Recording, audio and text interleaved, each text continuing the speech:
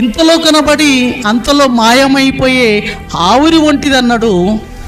అటువంటి క్షణము ఉండే కాలం, క్షణంలో మాయమైపోయే బ్రతుకును, ఆయుష్కాలాన్ని దేవుడు మనకు ఎందుకు ఇచ్చాడు అని మనం ఆలోచిస్తే ప్రియులరా, దేవుడికి ఒక అద్భుతమైన ప్రణాళిక ఉందండి.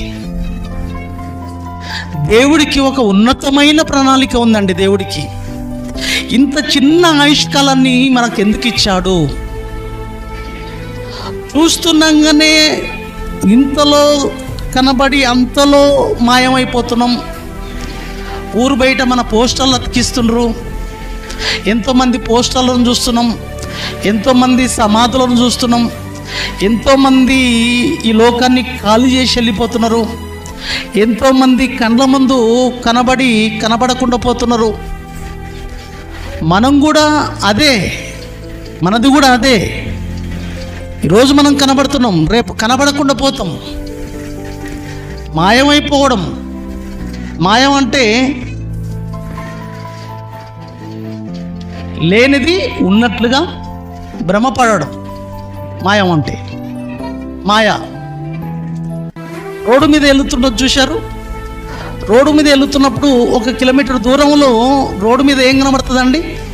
రోడ్ ఎమ్మడి, ఇప్పుడు డాంబర్ రోడ్ అంటారు కదా, నేషనల్. మనం ఒక బైక్ మీదనో బస్సు మీదనో వెళ్తుంటే దూరంగా రోడ్డు మీద నీళ్లు ఉన్నట్లు కనబడతాయి. చూశారు ఎప్పుడైనా? రోడ్డు మీద నీళ్లు ఉన్నట్లు కనబడతాయి, కానీ అక్కడ దగ్గరికి వెళ్ళే వరకు నీళ్ళు ఉండవు. దాన్ని ఏమంటాం మనం? ఎండమావులు. ఎండమావులు అని పేరు వచ్చింది, కానీ ఎండమాయ, ఎండ చేసిన మాయ. ఎండ చేసిన మాయ. మాయ అంటే భ్రమింపజేయడం, లేనిది ఉన్నట్టుగా చూపడం. దాన్ని ఎండమావులు అన్నాం, కానీ అది అర్థం ఏంటంటే ఎండ మాయ, ఎండ చేసిన మాయ. అది ఎండమావులనే అయింది. అదే మన బ్రతుకు కూడా. కనబడ్డట్లు కనబడతాం అంతే, మోసం, మాయమైపోతాం. కనబడ్డట్లు కనబడతాం, భ్రమ అంతే.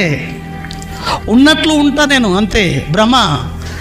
ఇప్పుడు ఉన్నట్లున్నా, పొద్దెక్కినాక కనబడను, మాయ. ఇంతలో కనబడి అంతలో మాయమైపోయే, అక్కడ మాయ అనే పదం కూడా వస్తుంది.